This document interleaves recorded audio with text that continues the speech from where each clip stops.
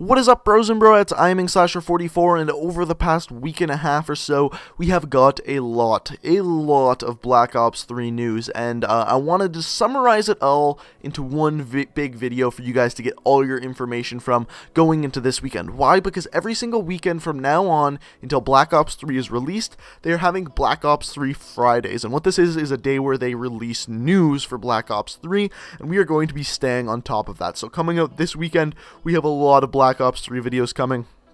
Just like last weekend, we got a lot of news. This weekend, we're going to be on top of it. Instead, the supply drop video this week is going to be on Thursday instead of Saturday, and it's just going to be all news this weekend. So this is all the news I could compile thus far, what we know about the Black Ops 3 game since the beta came out. So everything since then, all the news is in this video, starting off with the things that the beta changed for the game, starting off with the Black Hat nerf. So the Black Hat was a piece of tactical gear where you could basically hack other people's kill streaks. Now the way they nerfed this thing, because let's be honest, you shouldn't be able to steal people's kill streaks, is they made a slower hack speed, you have to be closer to the target, and it's harder to aim at the object you were hacking. So all good things to make it more difficult. On top of that, it also puts you on the radar while using the Black Hat, and also gives the person whose kill streak is being hacked a voice notifications. All good things. Is it enough? I don't know. Now, the next thing we're going to talk about is Rejack. Rejack, I think, got nerfed to the point where it's pretty much completely useless except for search and destroy. So what it is the person who kills the person with Rejack now actually receives a kill on the leaderboard, which they definitely 100% should have in the first place. I have no idea why they didn't, but nonetheless, they now get a kill on the leaderboard, and it goes into their stats.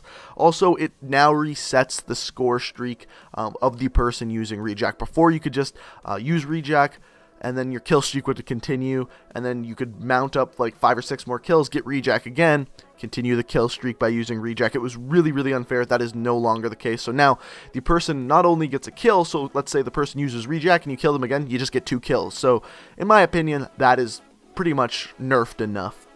And the next thing is Flinch. Flinch is nerfed. So apparently there was some problem with their coding in the game where basically if your ping was too high and someone was shooting you fast enough, the amount of flinch you got from the bullets hitting you would just add on top of each other, and you'd like your gun would like shoot to the sky. This never happened to me, so I didn't know about it, but apparently that happened. So they fixed that, so there will now no longer be, there's a max level of flinch, so you can't flinch any more than that.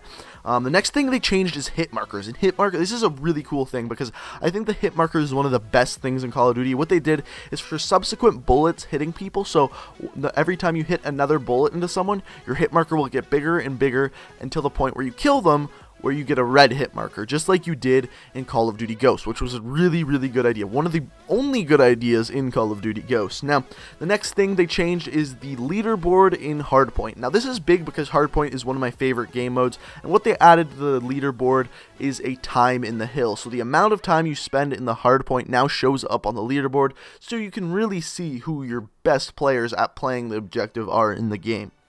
Now, another thing they did is they improved a little bit on Safeguard. So Safeguard is the one where you had to direct the robot to the certain, let's just say, call it an end zone.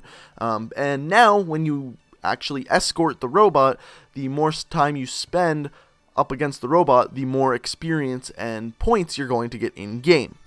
Meaning it's more beneficial for you to now actually use the robot and try to move it as opposed to just trying to kill people, which is a good thing. They're trying to make people play more of the objective, which is definitely a good thing.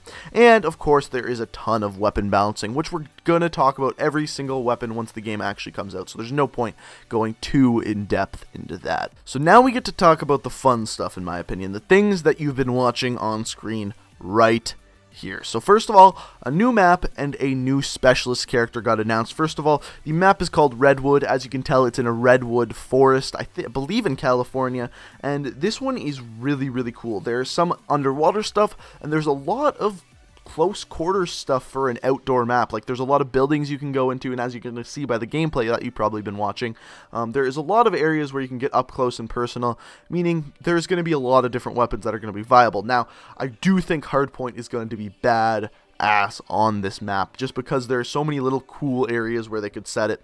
Also, the new character that you have been watching is Firebreak. And this character has two abilities. The one is the Purifier, which is the flamethrower that you've seen, and the one that actually I find more interesting is Heat Wave, which is basically an ability where you kind of like stun the people in your area. They stop moving, they can't really aim very well, they can still shoot, but they can't aim as well, and you just stun them. And as you can tell by the gameplay, the way they were using it, they were getting behind people, stunning them, and then using it so they could get all 3 or 4 kills. Smart way to do it. I'm really curious to see how it works when you're head-on with an enemy. So let's say an enemy runs in the room, you use the Heat Wave, it stuns them. Can you get around their bullets in time to kill them? I think it's going to be really interesting to see how powerful that is. I think it's going to be very powerful in my opinion, and I look forward to using his specialist character. Now, another thing they announced is Theater is returning. This is very, very good for content creators. It's going to improve video quality by a lot. Also, character customization. This is the biggest thing to me. This is one thing I complained about after the beta. I'm like, they have all this character customization in Advanced Warfare and they're just getting rid of it in Black Ops 3. No, not anymore. So now for every single specialist character you use, you can get a headpiece and a chest piece for them. So to make them look different, you'll be able to tell yourself apart from everyone else in game, which is great. I give big thumbs up to that. Also, there are now taunts. So what these taunts are is at the end of a match, when you get like the 3 players up at the end screen, you now have taunts. So if you have a taunt on, your player does a little taunt. I don't know how graphic or how vulgar these things are going to be, but I hope they're extremely vulgar. Like, I hope people are flipping people the bird. I hope I can't wait to see what they do with these things. I think it's going to be hilarious.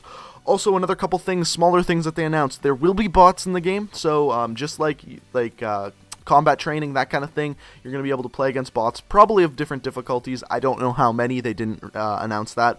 Also, split screen is back in, so you can play split screen multiplayer, 2 people at a time, or split screen LAN game with 4 people at a time. So 4-player split screen, not online, 2-player split screen online. And finally, camos.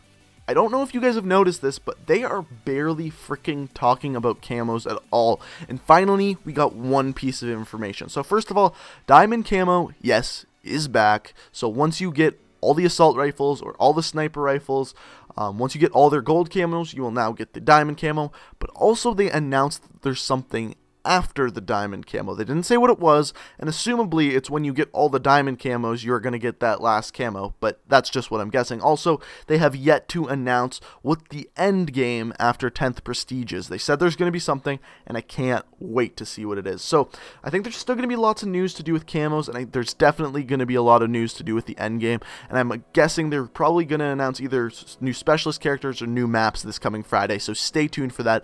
I hope you guys found this video informative. If you did, go ahead and hit that like button. It'd be super greatly appreciated.